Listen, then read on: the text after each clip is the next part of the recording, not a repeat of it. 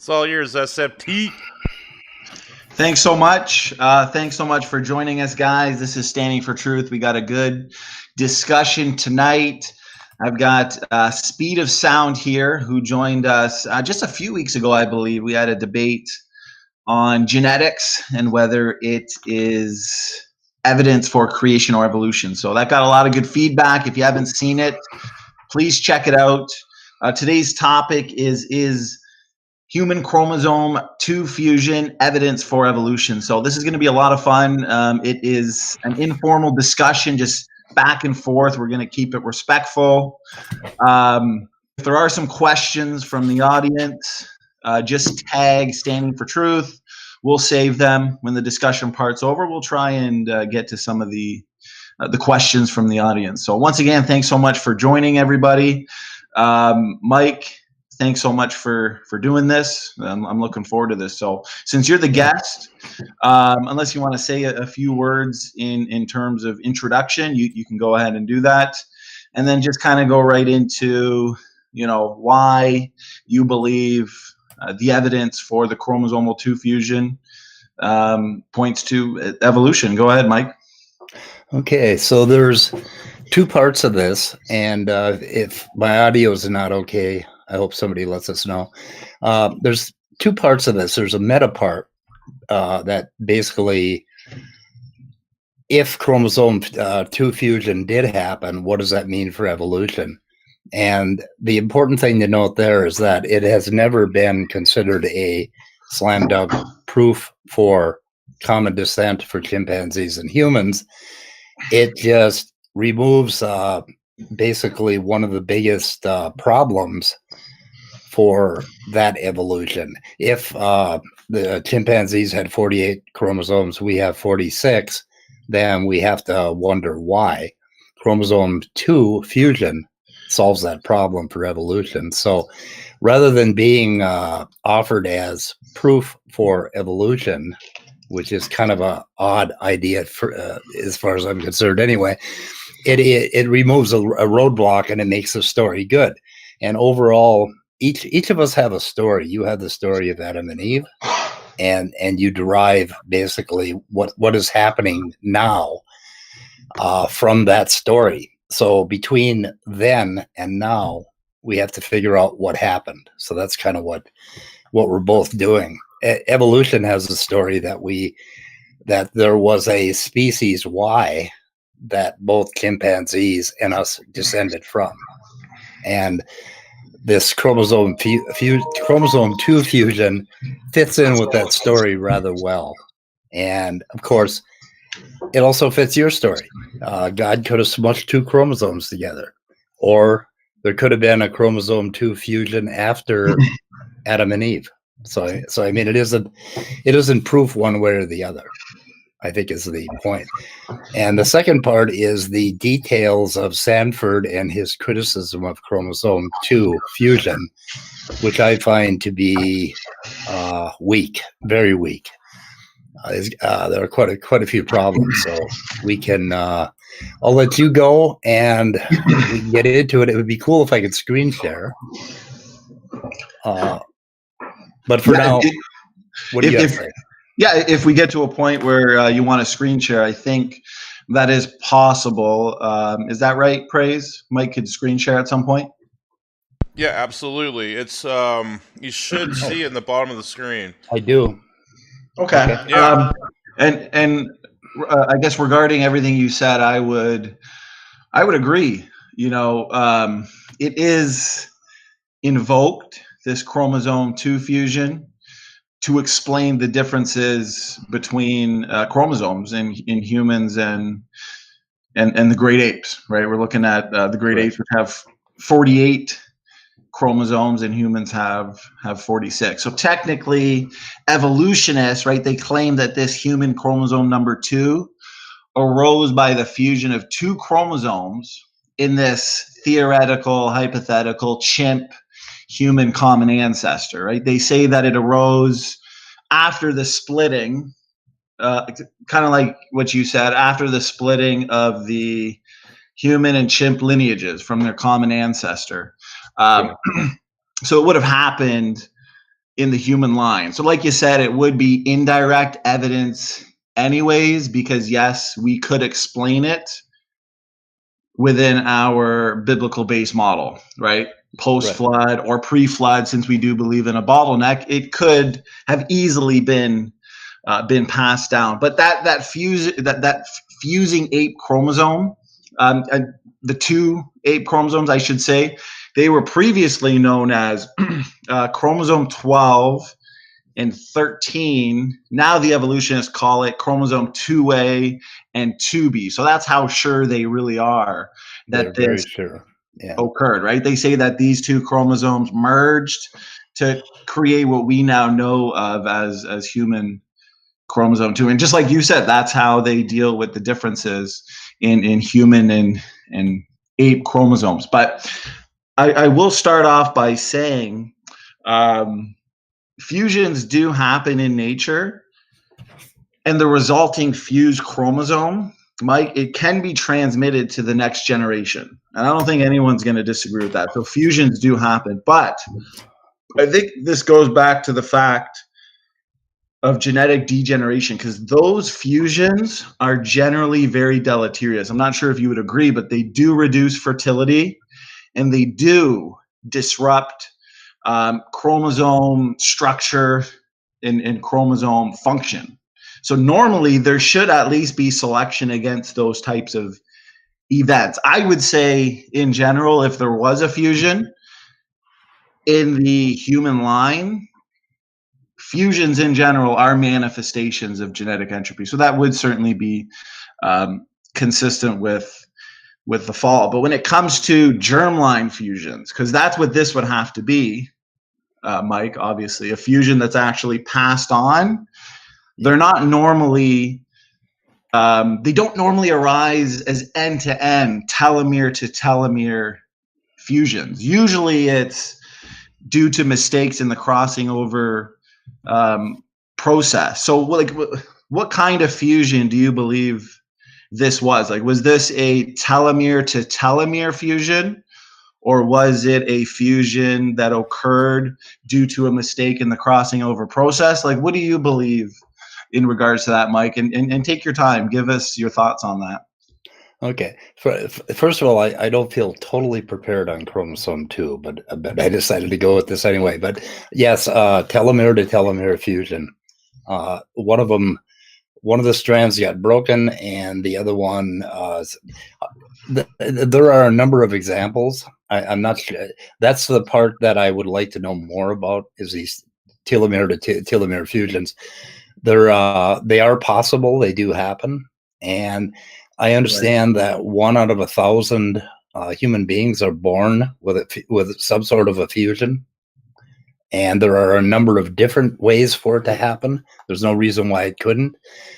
Fertility is decreased. It's obviously because there's a different number of chromosomes, but it is possible. There's I understand that there's at least one family in Sweden that has like 9 generations where the chromosome fusion has actually made it into the progeny.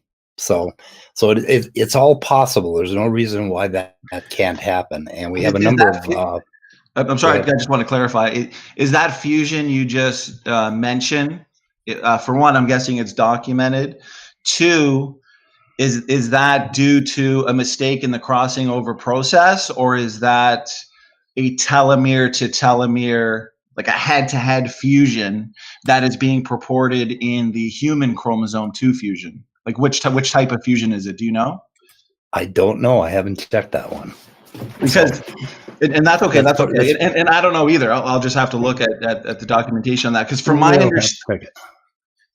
my understanding, Mike, most, and I always say the majority proves the rule. So I could be shown a few in contradiction to what I'm about to say, but most documented mammalian fusions, and I'm guessing this goes for the specific case you just mentioned, involve specific categories of sequences that are called satellite DNA. And that satellite DNA, Mike, it's found throughout the genome, and particularly around centromeres. right? Like you were saying earlier, where most centromeres break prior to the actual fusing. So that presence of this satellite DNA is actually a very key genomic feature that comprises the initial breakage and then subsequent fuse sequence observed in all studied fusions found in mammals. But the problem here that I'd like you to address is the fact that this purported fusion site has no satellite DNA, which is contradictory to all other observed mammalian fusion. So that's just one of the, I guess, inconsistencies to this so-called hypothetical fusion. Like, are you aware of this satellite DNA inconsistency? There's plenty of examples of telomere to telomere fusions, particularly in the somatic line, like in cancers and a number of mutations in yeast. I mean, it's common, so it's really not a roadblock. It's just a different kind of fusion. And as far as how common it is and all that, that's part of my unpreparedness. I have not checked that part of it, but I did look into a few other things, some of Sanford's criticisms. So we, right. If I could just mention like, for example, with the cancer right. fusions that occur. Yeah, you're absolutely right about that. That does occur as telomere to telomere fusions. But the thing is, those that occur in cancer cells, those aren't actually passed on, right? No, so this one, somatic. Right. So, and that's kind of why I specified earlier that it would have to be a germline mutation, right? So technically, this satellite DNA that would need to be found in the human chromosome 2 fusion, from my understanding, I think it was in 1991, because first they recognized it based on banding patterns in chromosomes, right? They saw these similarities between some human and ape chromosomes, but I believe it was in 1991 when they actually discovered the so-called fusion site, but wasn't exactly what they expected. It had a totally different pattern than what is known and found in living mammals, right? Not the cancer fusions, no, but in the cancer cells. They have found these. Go ahead. They have found these examples in other, and that is not a roadblock. I mean, it's a rare event, but just because it's rare does not mean it didn't happen. Okay? Right. Well, there's no ultimate hard roadblock to this happening. It does happen, and we've witnessed. We have examples of it. And well, I guess I'm just treading lightly because I've looked thoroughly and I haven't seen any examples of a telomere to telomere fusion that is being purported in the one in the human line, right? Because this one in the human line, the human chromosome number 2, it is a fact that it didn't contain this satellite DNA as is found in living mammalian fusions. So because normally, Mike, what they find is satellite DNA combined with satellite DNA, or satellite DNA combined with telomeric DNA.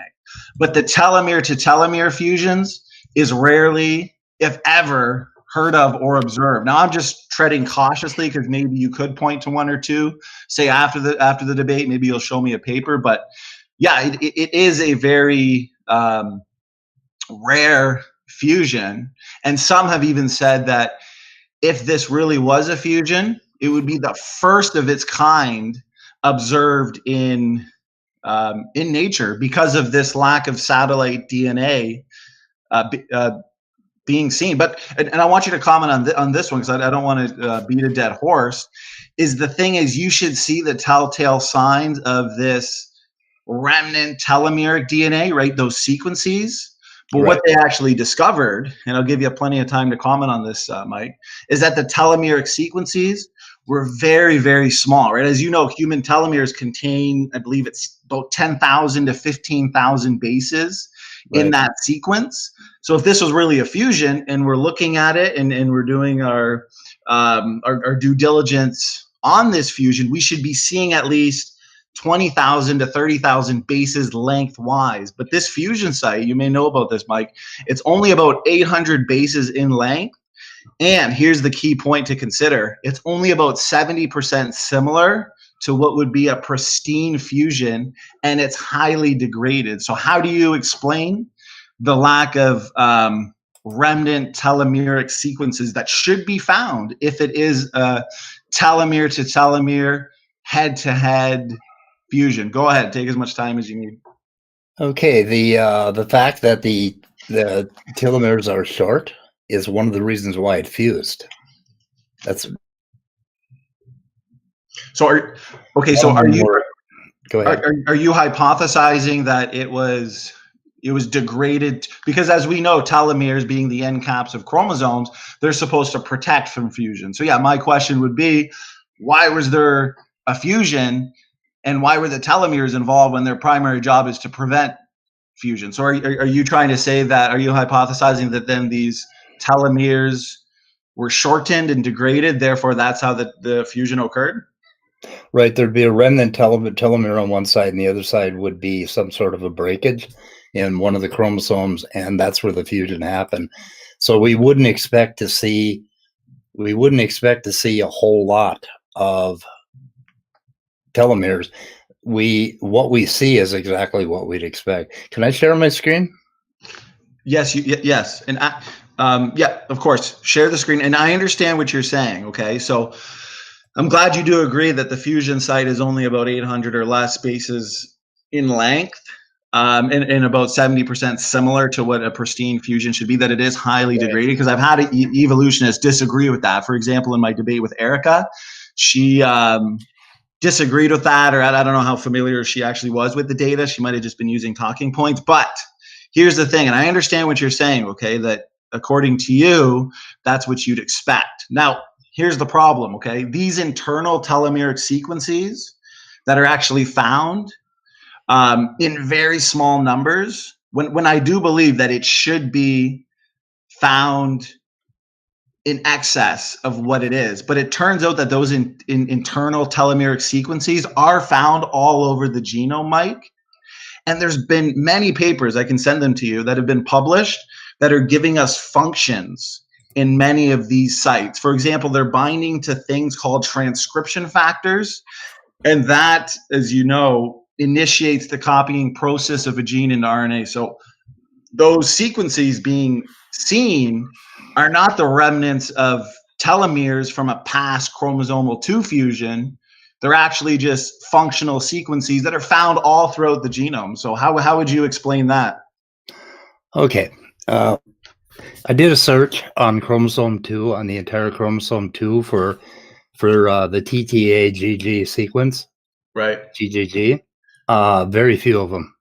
It randomly occurs because of the shortness of that thing. It's always going to occur, and you're going to find them all over, but you never find more than one. When I did a search on chromosome 2 for 2 in a row, the only place I found it is at this telomeres fusion site. And I got it on the screen right here. I'm not sure if you can see that. Yeah. It might be too. Okay. Right here's the fusion site. And I sort of broke them up into five base pairs.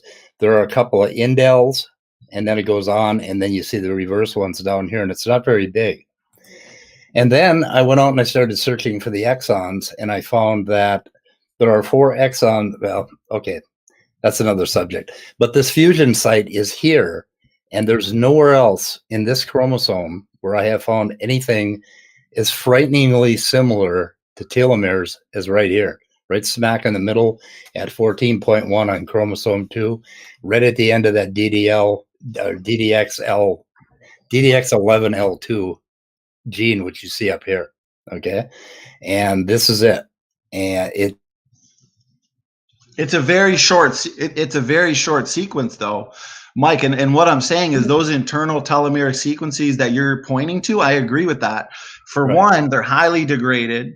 They're not reflective of what a pristine fusion should look like. And as I've just indicated, they're not the remnants of a past chromosomal 2 fusion, they are playing important roles in the genome, Wait a and minute. they are found all over the genome. Are you pointing to the so-called remnant telomeres here with the sequences that you're Yep. pointing to? Yeah, it's this section right here. I don't know if you can't annotate on this. Probably about, it looks like about maybe 600-700, something like that. In this section. Okay. The thing is, how many telomere to telomere fusion sites have you looked at? Are you saying how many telomere to telomere chromosomal fusion events have I looked at in nature? Yes. How many have you pulled up on NCBI and looked at? Well, exactly. So what I've found is chromosomal fusions based on mistakes and errors in the crossing over process. I've seen telomere to telomere fusions in cancer cells, but those aren't passed on, like you said correctly. Those occur in the somatic cell line, so they're not passed on. But the actual ones that are passed on have never been observed to be the type of fusion that is being purported in the human chromosome number 2. And the thing is, these bases being extremely degenerate was not a prediction or expectation, Mike. Oh, yes, by the discoverers of the human chromosome 2. It really is. It really is expected. We have 400,000 generations. Okay, and there's you see the TTAG here, TTAGG. There's a TTTGG. There's like one base in each of these things that are off, and down below it's the same thing. I mean, it keeps repeating over and over again. There are mutations here, and we would expect there to be mutations here because this is not a conserved region of DNA because it doesn't do anything. So, well, isn't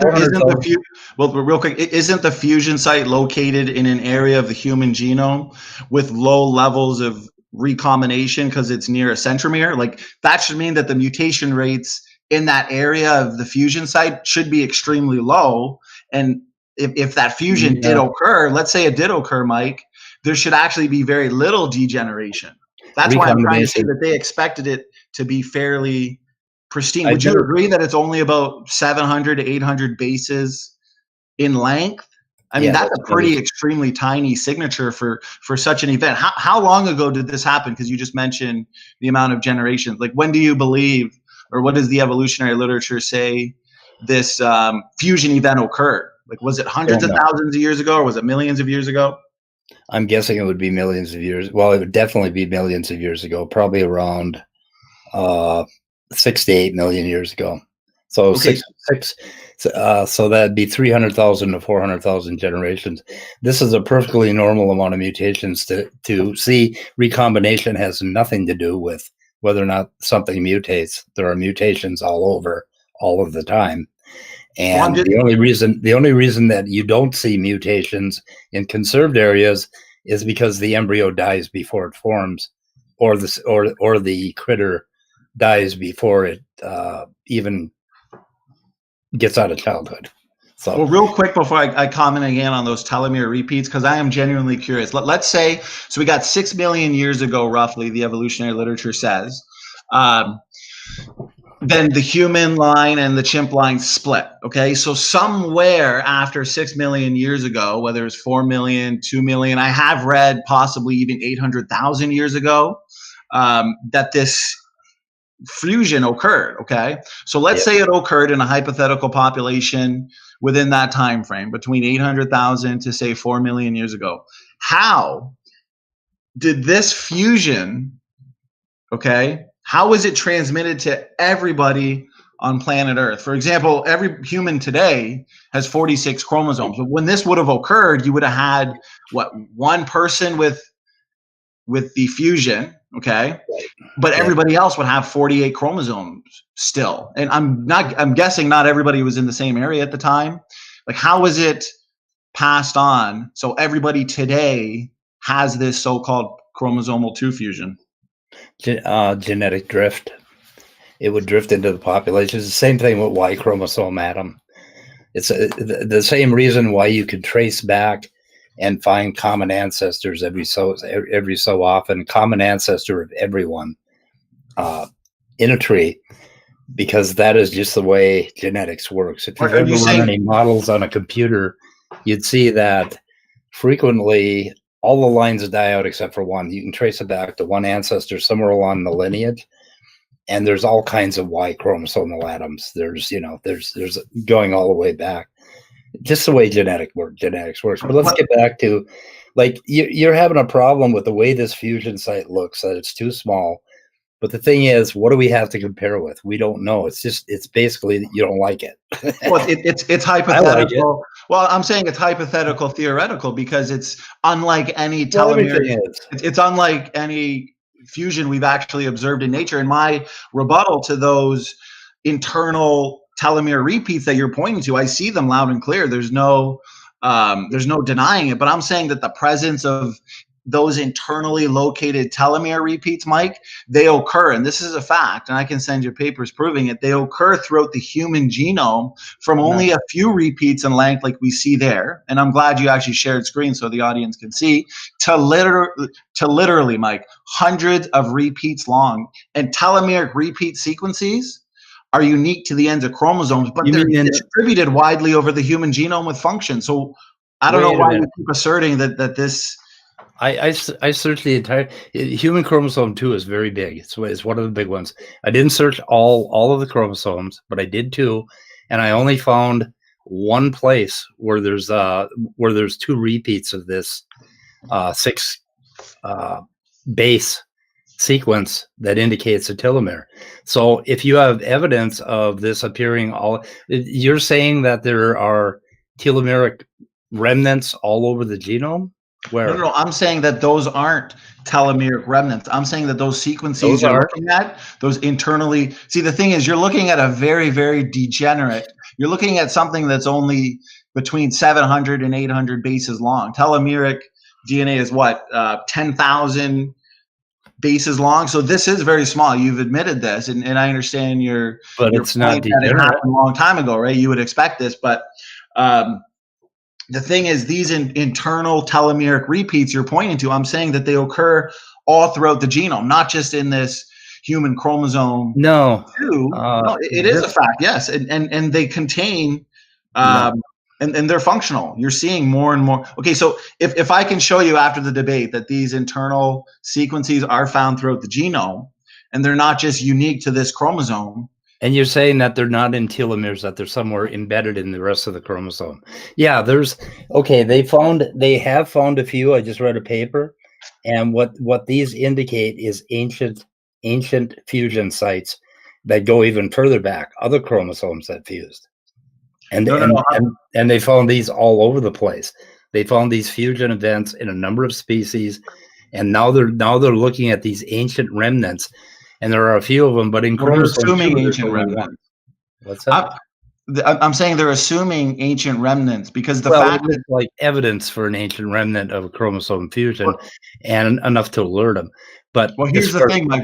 Real quick before I lose my train of thought on this one, I understand these sequences. I agree with them. I'm trying to say that they're very small, they're degenerate. But the fact that this short sequence does have some very limited homology to, say, telomeric DNA. No, it's not limited. It's extremely clear. I mean, I can see it. I'm reading the repeats over and over again, and there are mutations, which is to be expected. But this is a very clear telomere.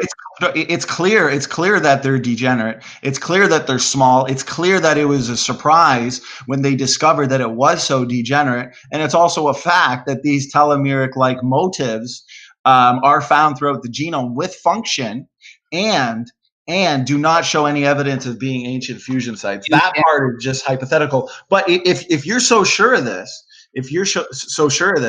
answer me this, because we're talking about telomeres here. We're talking about the telomeric sequences. But if there's any validity to this, okay, the fused chromosome not only requires the observation of these remnant telomeres, Mike, it also requires demonstration of a legitimate fusion site, but also a disabled second centromere, right? The cryptic centromere, as they call it. But what they point to, Mike, is 171 base pair repeat that they say characterizes the primate centromeres. But the thing is, for one, this site too is very small.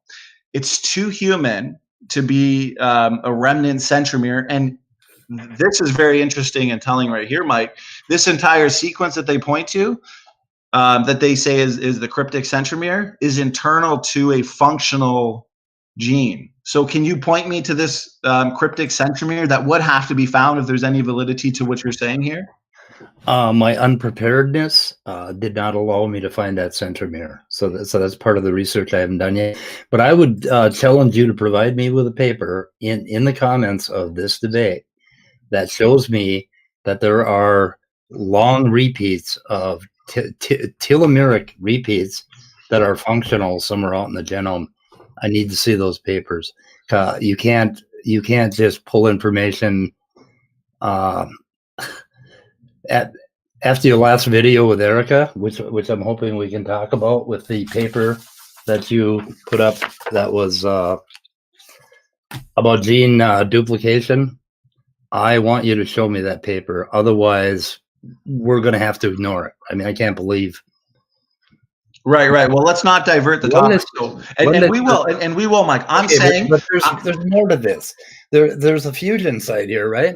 I mean, if that was the only evidence we have, that would be pretty damn weak. When they found this fusion, and that's why I'm pointing to the fact that remnant centromeres are difficult to find. The remnant telomeres are difficult to find. Why are they so degenerate? I understand you explained them because it happened hundreds and thousands of years ago to millions of years ago. But the fact is, the telomeric repeats that are seen throughout the genome, and I'll prove to you that later if you have you actually looked at testing that. But here's the thing. There's also no satellite DNA that's being found. Okay, and what's most important is the fact that this site, okay, this fusion site is in the middle of what you know as the first intron. And I'm sure you're aware of the argument from Tompkins.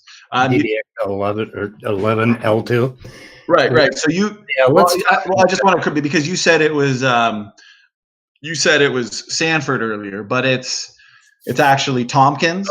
Tompkins, okay. Well, didn't Sanford have something? No, maybe not. Anyway, yeah, we could talk about that because I've got some information. Why did my screen share stop, or did it? Am I still? No, I'm not sharing anymore. It says I'm sharing, but it's not sharing. Oh, now it is. What the hell? I think it's... Okay, so we have this right here now. So I went out and I looked at, there is, let's see here. We got DDX11.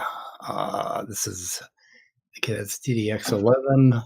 But as you go, I just want to explain to the audience, and obviously you're aware of this, but this purported fusion site, okay, so it's not just the lack of remnant centromeres, the degenerate telomeres, which I explained. I know that you at least had a hypothesis for why those are so degenerate. The lack of satellite DNA, the fact that it is indirect evidence anyways for evolution, because like you said, it could have occurred in the human line according to the biblical base model, but that purported fusion site is located inside a highly expressed gene. And that purported fusion site, Mike, also encodes a region inside the DDX11L2 gene, like you're talking about, where transcription factors bind. And I can go on and on and on regarding the...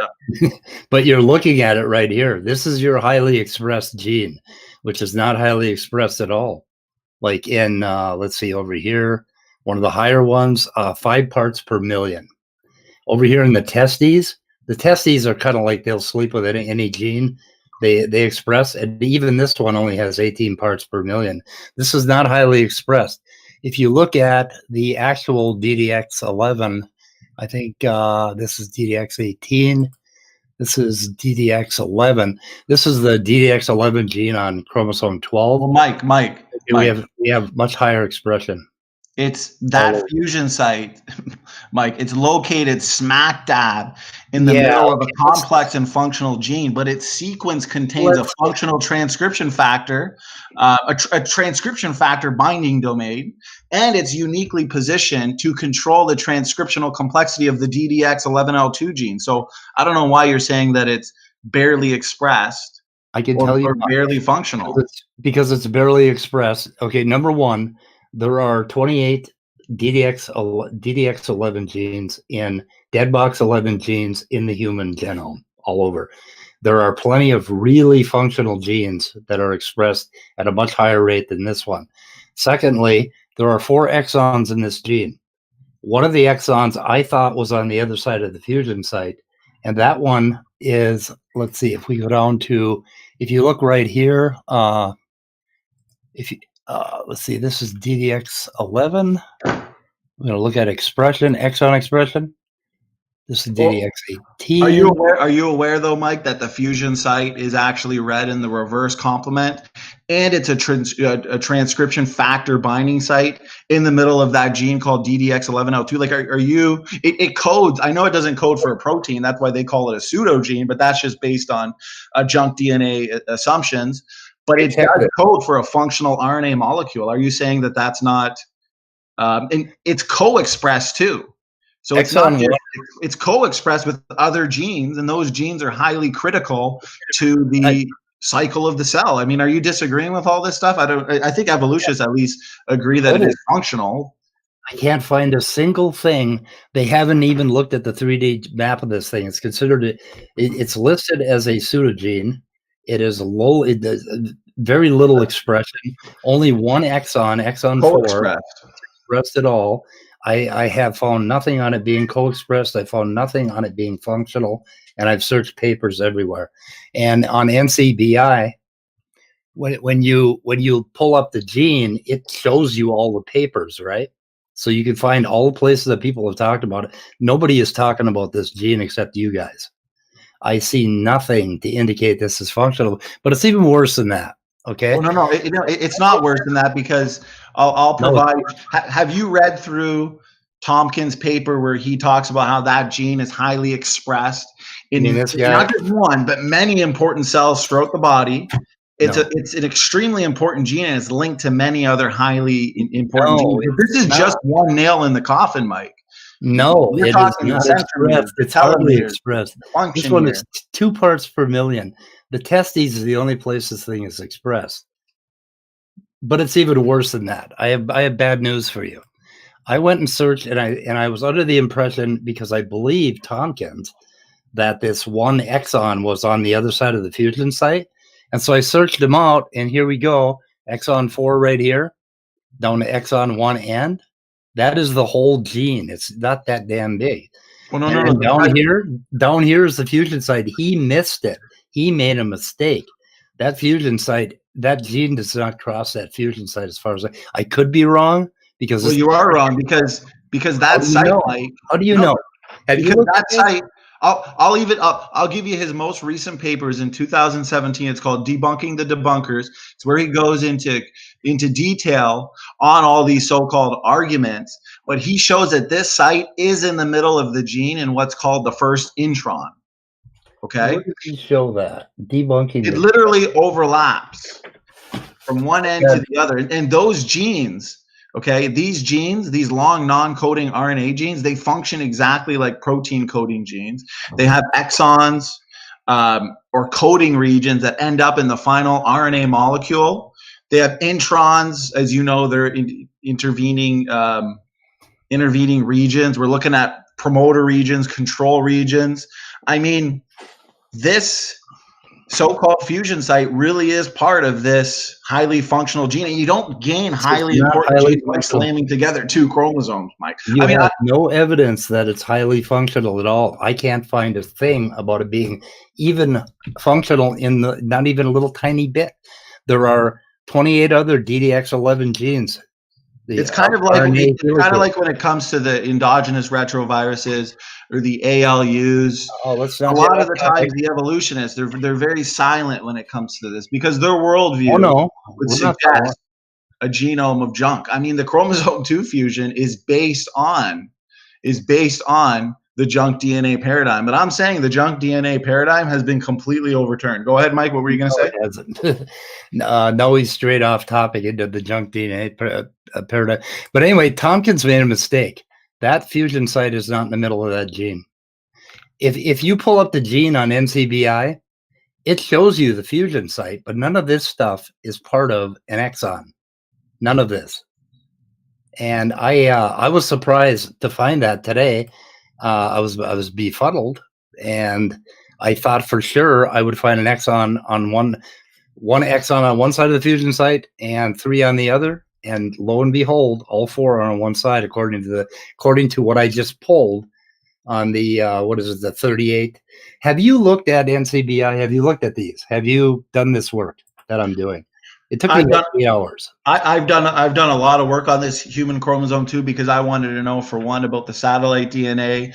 So do you have a copy to show me where the exon is in that fusion site? Yeah. Have you read his original paper and then also his paper in 2017 titled "Debunking the Debunkers," where he goes over all the apparent arguments from the evolutionist community? I mean, most of the arguments have been shown and seen in blogs, but he addresses all these. I mean, they're not. So are you? So it sounds like your argument is that it doesn't span the fusion site. Okay, this gene. Well, even if it did, it wouldn't matter, because that one exon is not even expressed. This one right here, can you see where my mouse is?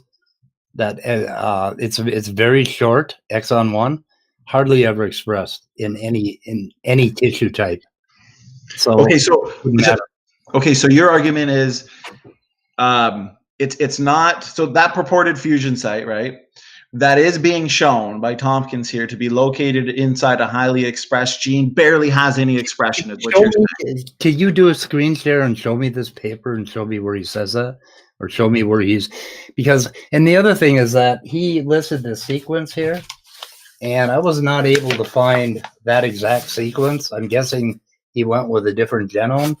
Are you? I don't know if you can see that or not, but that's Tompkins' paper, I think. Let's see, what is it called?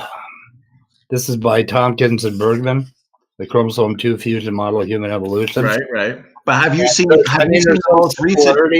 But have you seen the most recent paper where he addresses all these supposed arguments? Because he shows, just 1 second, Mike, because this stuff's technical. He does show that purported fusion site also, okay, he's not only saying it's inside a highly expressed gene, but also that it encodes a region inside that DDX11L2 gene, Mike, where transcription factors bind. I think because of your evolutionary worldview and assumptions, you guys don't look to the genome as something that is highly functional. I think you look at it as something like a junkyard, as you kind of stated in our last debate. But when we look at these things, Mike, as creationists, okay, we see the complexity of the genome. We don't need to explain them away by saying, well, it's barely expressed.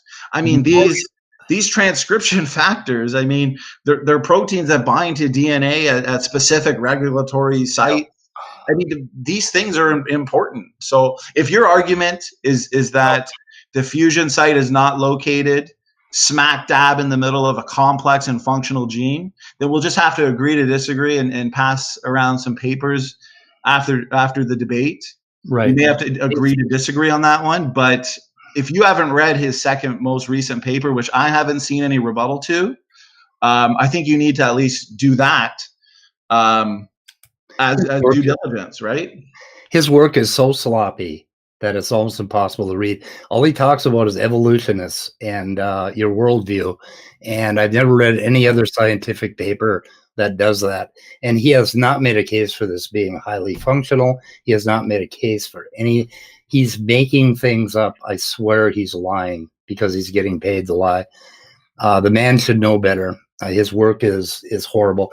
Let's try to do it based on what we know, rather than some paper that I hadn't heard of that paper yet. I haven't printed that one out yet, so I'm sure it'll be more of the same. Evolutionists this and evolutionists that. That's not what we're looking at here. Now, the other part before we leave chromosome 2 is you have this fusion site, right? The other problem is I went off to the right and I spotted a gene in the human human genome. I think it was DDX18. And then I went and found it in the chimp genome. And then there's the Synteny map. And then there's the cytological staining, which shows that the bands match exactly. That whole gene looks like a copy of those two genes smashed together. There is so much evidence, and that's why they renamed it 2A and 2B, because they are 100% sure that this happened. Okay, well, don't slap and run. Don't slap and run. So, no, it could happen. No. Okay, no, I just want to comment I just want to comment on the synteny and the similarities, because right. Why would that be? Well, okay, so here's the facts. Okay, the similarities are there, okay, but they're overestimated by the evolutionists, because sequences that flank the reputed fusion site, as you have indicated, should match up with sequences, okay, near the ends of the corresponding chimp chromosomes, okay? But for one, those have not yet been fully sequenced, okay? So that's premature to base your entire argument for human chromosome 2 on parts of the genome in the chimp that have not been fully sequenced. But the region that actually contains the fusion site, Mike, it is uniquely human and absent in all ape genomes. So if you're going to look to synteny, okay, if you're going to look to this similarity and say that it looks exactly like the two chromosomes smashed together, explain this to me, okay? Chimps have very distinctive and very large satellite sequences, okay, as I was talking about earlier, at the ends of their chromosomes, but absent in man. And these large ape-specific satellite sequences should be, if this really is a human chromosome 2 fusion, they should be seen flanking the reputed fusion site on both sides, but they're not there. And this is a fact. I'm not sure if you're aware of this, Mike. The ape-specific satellite DNA is absolutely absent in the region of that purported fusion site. So how do you explain those inconsistencies? You can't just look to some similarity. You got to address everything as a whole. You got to look at the bigger picture, Mike. What is your source of that? What is your source? Is it Tompkins? No, that source is actually, let me see here. I'll you know what? I'll send it to you. I've got about 16 sources here of papers, so I'll just email them to you. But let's say hypothetically what I said is true. How do you explain that? I mean, you can't just cherry pick certain parts of, and you know what? I'm open to this being a human chromosome fusion because as you indicated earlier, it's indirect evidence anyways. It could have easily happened in the human line post-flood. Actually, we can explain it being passed on as a germline chromosome fusion easier than I think the evolutionists can. Because I know you said genetic drift, but our bottleneck post-flood, yeah, it could be passed on quite easily. But you guys, I think, would have not post-flood. It would have had to be prior to the flood. Right. But then it'd be passed on. You had separate lineages, right? From who was it? Noah. Didn't he have like 3 sons or something, and they all went off into separate lineages? No, it had to happen prior to that. So it had to happen. If it would have happened prior, right? If it would have happened prior to the flood, okay. Right. This telomere to telomere fusion. Early. It would have early after Adam and Eve. On, because it would be Noah's 3 sons and their wives. They're the ones that would repopulate humanity. I mean, that's when we can get into, I mean, we can save that for another debate, but that's where we get into the 3 main mitochondrial DNA haplogroups that take us back to Noah's 3 daughters-in-law. But yeah, that is a plausible way to pass on this supposed fusion. But what I'm saying, even though it's indirect evidence, I don't believe it's evidence for evolution anyway, since it's indirect. There are these discrepancies that you have to deal with. I understand you don't believe that this gene is functional. Okay, I know you don't believe that the reputed fusion site is internal to a functional gene. I understand that, but you do have to deal with the problems I'm talking about here. You have to deal with the remnant centromeres that are difficult to find. Hopefully, you can look at that, and the telomeres, why they're so degenerate. And I know you gave an explanation for that, but there's also inconsistencies there too. So go ahead, Mike. I've talked a lot there. Take as much time as you need. I can basically dig into that and come up with more evidence, but what you're seeing right here is a real DDX11 non-pseudogene, an actual functional protein. You see all these exons down here? There's tons of them. You see the expression of these exons? The one on these two are underexpressed, but most of them are extremely expressed. And if we go over and look at 11, we have nothing. Basically, I mean, this is just a weak little protein. I have no idea what it looks like folded because nobody has bothered with it. Because I'm sure it has some effect on the cell somewhere, but very little according to these. Here we go, 3 parts per million. It just doesn't matter. If you go and look at this, there's what do we have here? 22. It's 22 parts per million. That one is not that high. DDX18 is a good gene, and this one has 102 parts per million.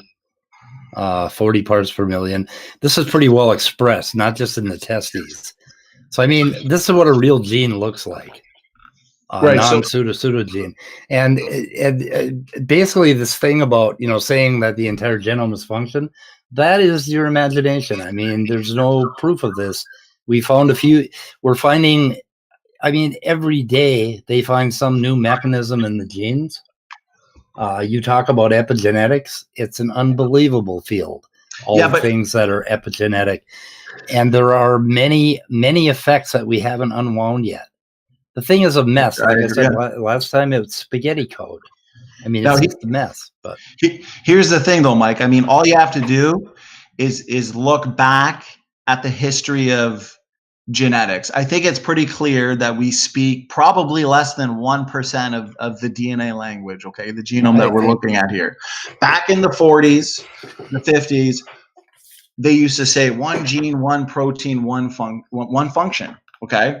They didn't understand the genome nearly as much as we do today. So many things in science, generations later, has changed. I mean, you can look at things, Mike, in textbook generations ago and textbooks today and just see how many things have been completely overturned. We can talk for hours and hours about the massive amounts of literature that talk about all these unexpected functions of RNA.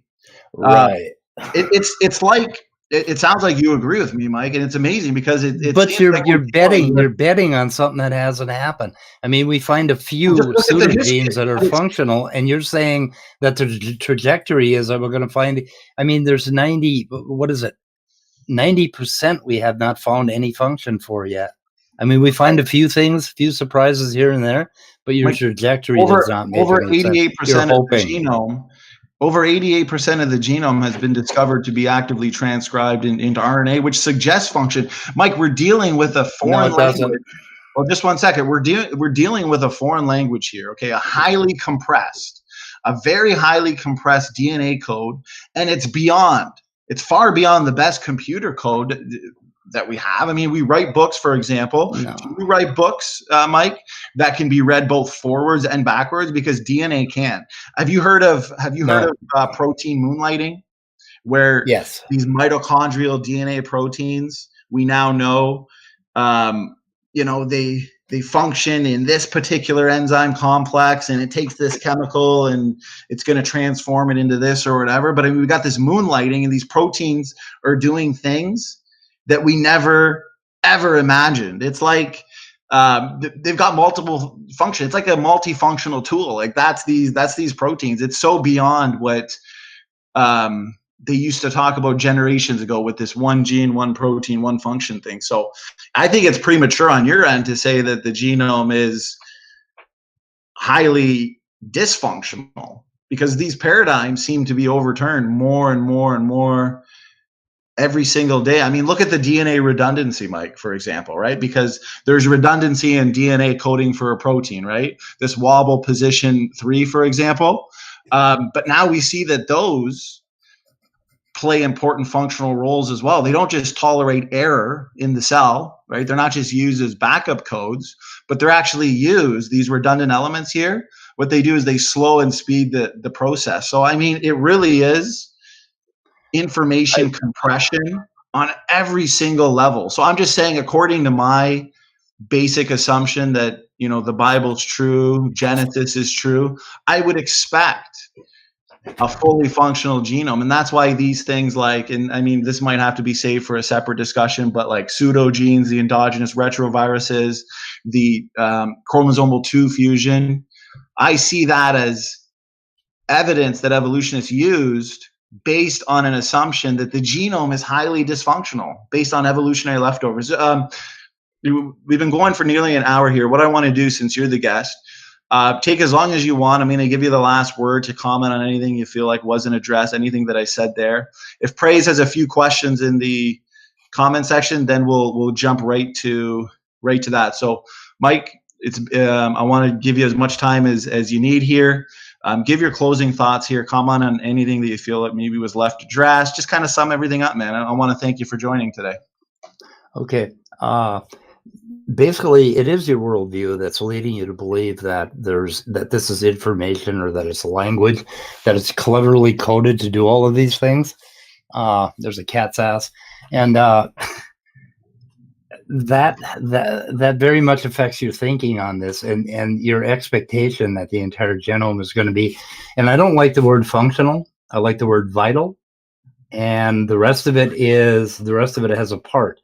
These are molecules. DNA is a molecule. Every single part of it is going to have an effect on the overall function of a cell, the overall health of a cell.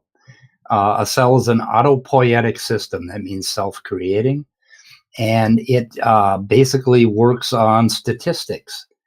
And all of these things that you mentioned, all these complications, all these, like the fact that the genome is read in reverse creates a little bit of RNA, and that goes ahead and blocks or promotes a gene function.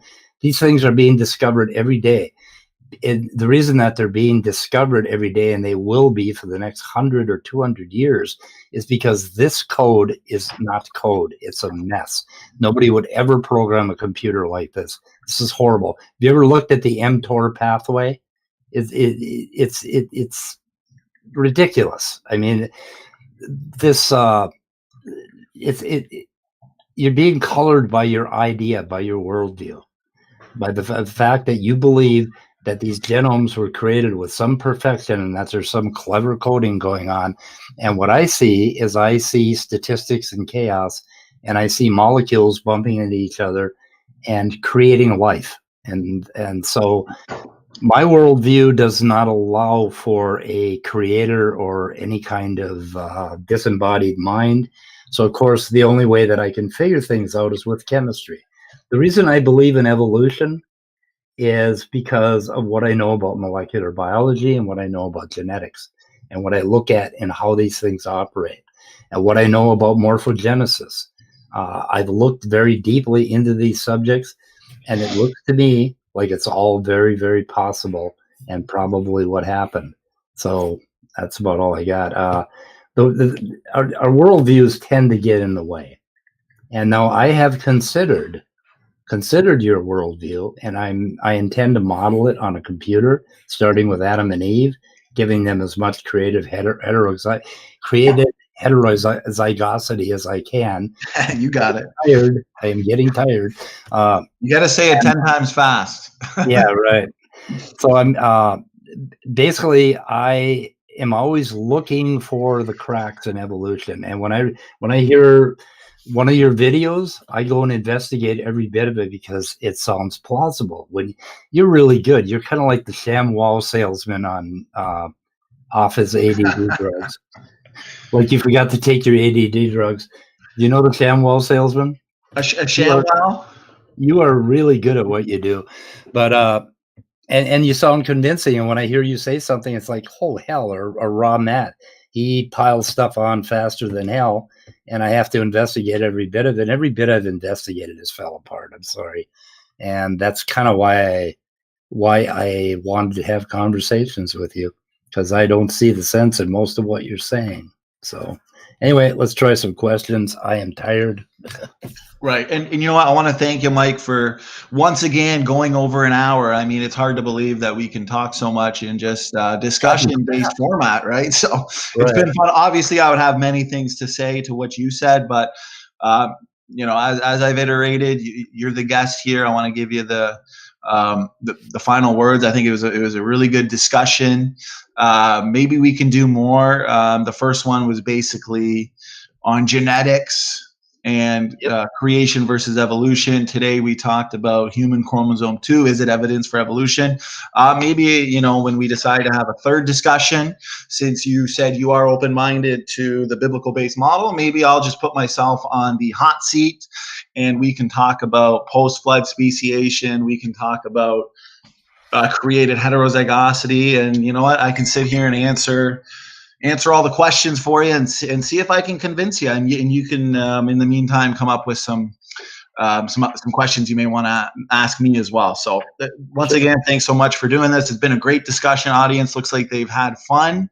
I think both our debate / discussions have been good. A lot of good feedback. We've touched on a lot of topics. I know it's been technical, so anybody in the audience is confused over anything, either email myself or Mike. Mike, there is someone in the chat named Athena, who has a channel, who really wants to get into contact with you. And I understand that you're probably too tired today, but he does want to, he holds to the evolutionary worldview. So he does want to talk to you, whether or not he wants to have you on his channel at some point. So I'll shoot you his email after this. You guys can communicate. Feel free to share my email with Athena.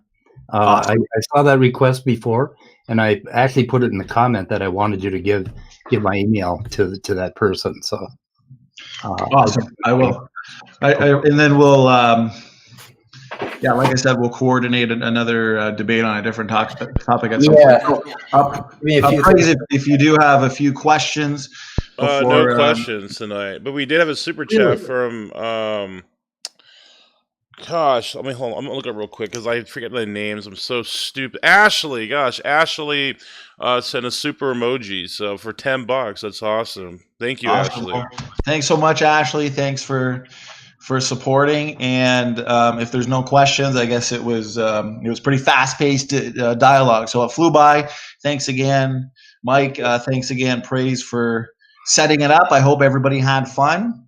And I guess we can call it a night. We'll shut her down. Good. Always fun. Thank you.